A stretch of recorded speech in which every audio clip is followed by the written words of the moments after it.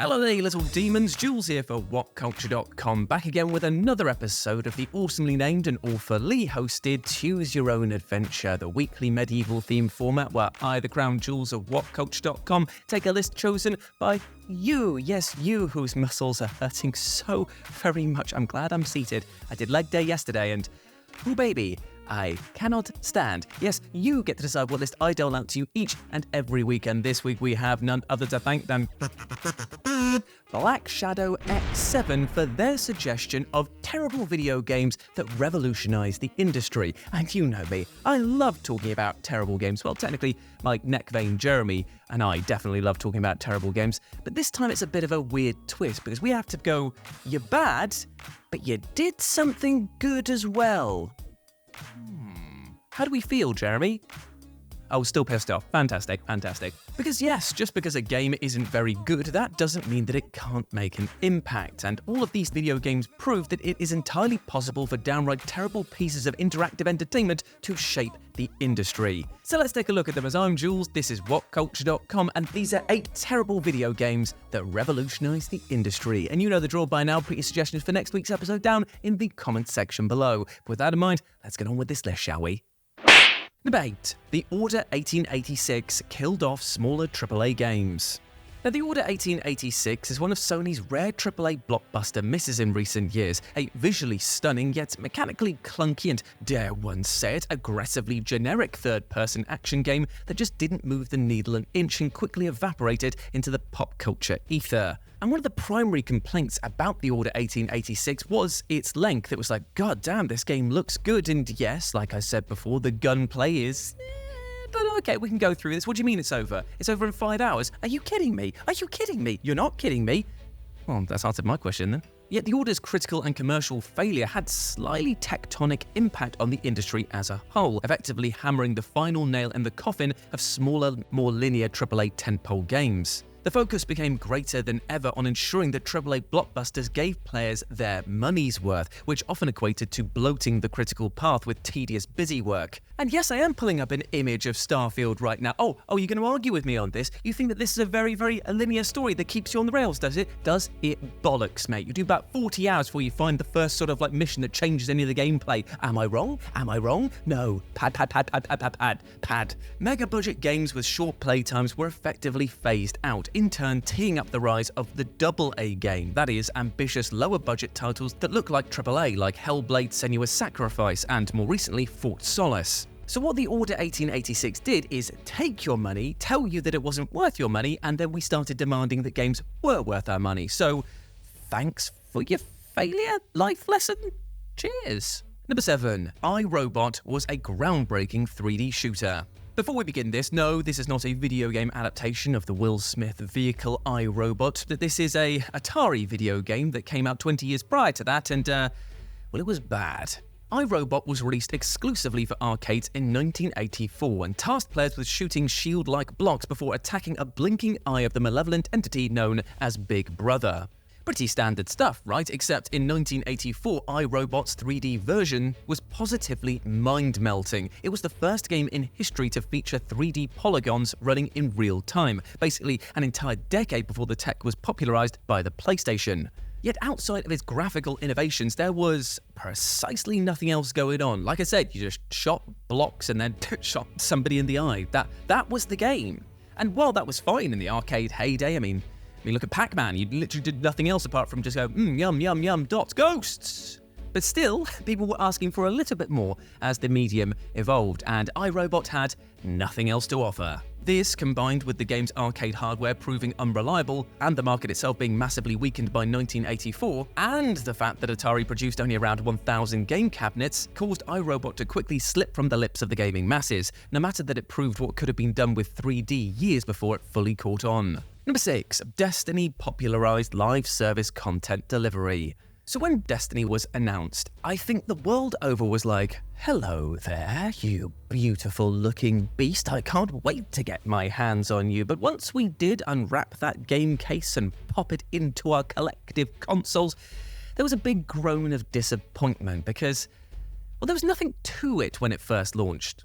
I mean, you got through the main game, you realised that it was grind-heavy to such an extreme, and then you finally got to the end game and realised that there wasn't one. And Bungie was like, oh dear, we didn't expect gamers who spend all of their life gaming to have gamed this hard on our game. That's probably on us. But in the months and years that followed, Bungie fleshed out Destiny with DLC expansions which prevented them from hemorrhaging players and brought the game closer to its initial promise. Yet, right from its inception, Destiny's commercial success proved massively influential for AAA games as a whole. It not only crystallized the popularity of loot-driven gameplay, but also perceived acceptability, or at least on the publisher's side, of releasing games half-finished and then drip-feeding expansive updates. Basically, this game is the reason why when you download games today and they barely work, the developers don't panic anymore and they just go, yes, what do you expect? A game that works on day one, you idiot? What do you want about? This guy wants a game that works on day one.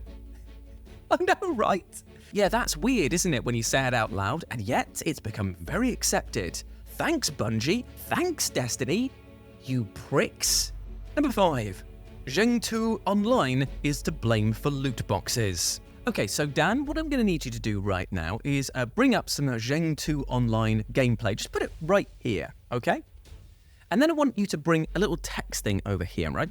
That just says, migraine warning. I'm just going to see in between the two. And tell me if you enjoy this. Tell me if you enjoy what you're seeing here. Because I don't, and it's not even here. Jokes aside though, Jenu Online, also known as ZT Online, is perhaps the most influential, awful game that you've possibly never heard of. Active between 2007 and 2018, the Chinese MMORPG shamelessly popularized one of the grossest trends in contemporary gaming, that being loot box monetization. Now, despite the game being utterly unremarkable, it became popular in China due to being free to play, albeit with the gargantuan caveat that the gear was largely obtained from loot boxes. And of course, these loot boxes had to be opened with real-world money, and so ZT Online started making money hand over fist, and when you look at it, you're just like, no, don't reward the bad kid, stop it, he pulls the wings off bugs. And though you probably didn't know it, ZT opened the floodgate for loot boxes to infest video games at large, with Team Fortress 2's edition of crates in 2010 effectively popularizing the practice in the West. But this is actually kind of a nice thing because I don't want to rag on Team Fortress 2 ever because I really enjoy it. So now being able to blame something else in the form of ZT Online is a blessing in disguise. But unfortunately, the loot box phenomenon is a curse. Wicked. Number 4. Trespasser pioneered the modern FPS. Now, what I really admire about the 1998 FPS Jurassic Park Trespasser is that it is an ambitious failure. It really tried to do a lot of things different. It's just a shame that it did none of them well. Trespasser was a rush-to-market production that nevertheless deserves its due for breaking so much ground by featuring large open outdoor environments, some pretty smart dinosaur AI, continually rendering the world and objects as the player moved through the map, and being the first game in history to feature full ragdoll physics. That is a lot. In fact, it was so influential that Gabe Newell even said that it influenced Half-Life 2. And when you've got a game of that caliber saying, yeah, we cribbed some notes from this, then you know that it's not good, but it's had good intentions. Furthermore, the minds behind Halo Combat Evolved and Far Cry have also nodded to its impact. It may not have been a good game, it may not have been fun to play, but at the same time, it's a landmark video game. Very strangely though, very strange, right?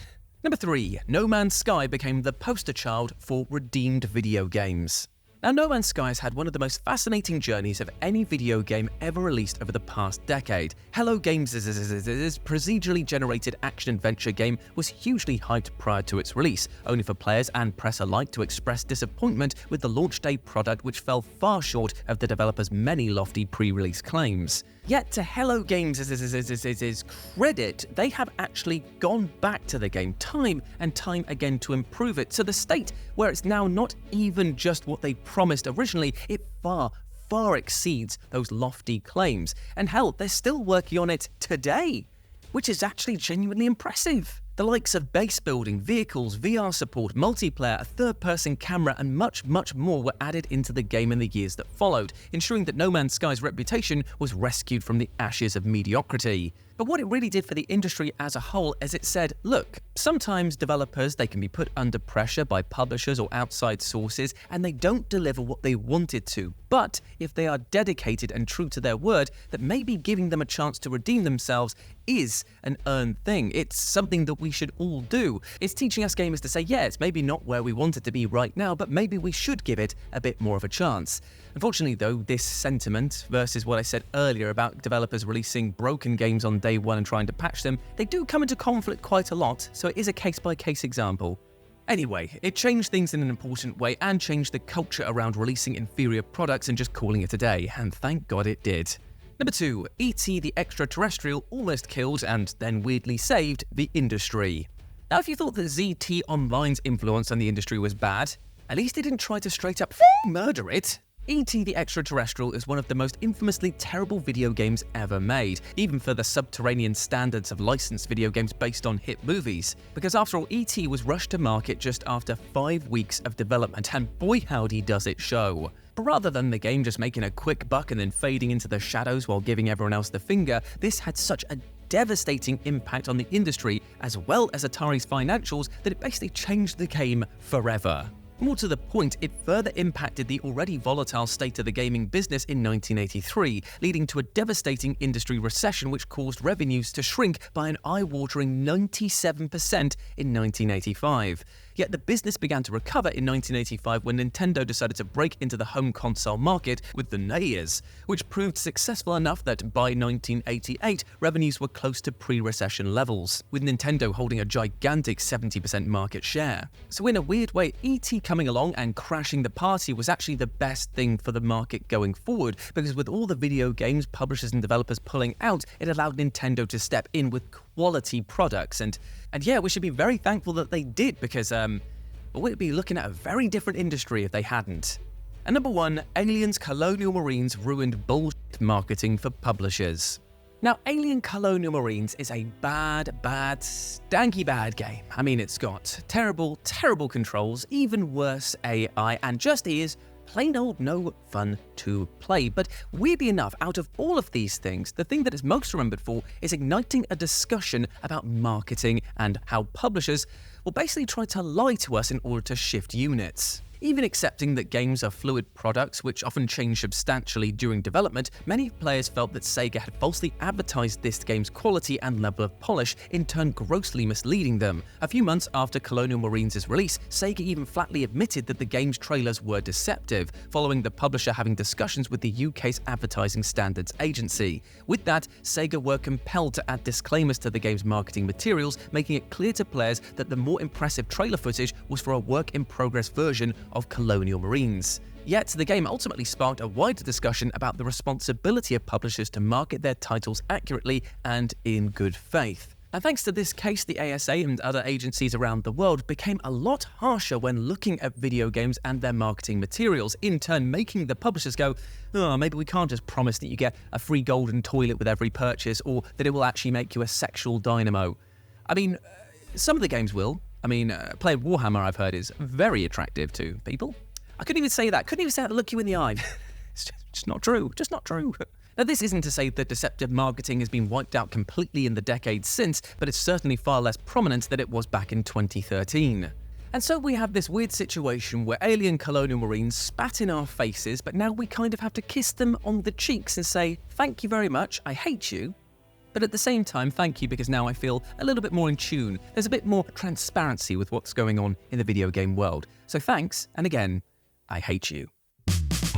And there we go, my friends. Those were 10 terrible video games that changed the industry. I hope that you enjoyed that, and please let me know what you thought about it down in the comment section below, as well as your suggestions for next week's episode. And if you want to chat to me on the social medias, you can do so by following me here, and you can follow my lovely editor Dan over here as well. Big love to him. Before I go, I just want to say something, because even though we talked today about video games that revolutionized the industry, even though they were terrible, you know what, we can pick something from that and apply it to our day-to-day lives. Because you know what, trying to revolutionize the industry, trying to change everything about ourselves, that's pretty hard. That's very taxing on both the brain and the body. So you know what, maybe focus on one thing if you can. Just change one little thing each and every day or every month or every year. Just try to work towards one simple goal, because trust me, once you start doing that and you can start adding more and more and more, the dominoes will start falling and you will find yourself living a much healthier and happier life. And that is all I want for you, my friend, all right? So don't take too much onto your plate. Just have little nibbles, little positive nibbles here and there. Snack, the big buffet of life.